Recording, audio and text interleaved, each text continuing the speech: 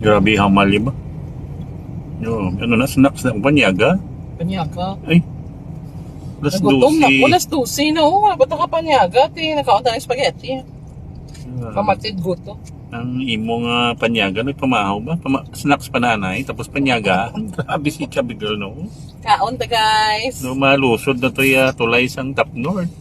Di ko malipo ko di karon sa guto. Ba, kung dito ka gina nagkaon, sigurado nalusod kita. Di mo ipatutugan niya kaon. May lang gani kay iway ka to nagkaon, di ka nang umpisa ka to kaon, di pugar na lusod, gid tulay. Eh, gatayog. Kaya delikado.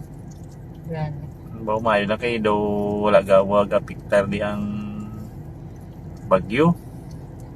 Usog lang medyo Sa hangin. iban nga lugar, medyo dito sa babaw mga parts ng Luzon to, nagawas-was na to si Uwan.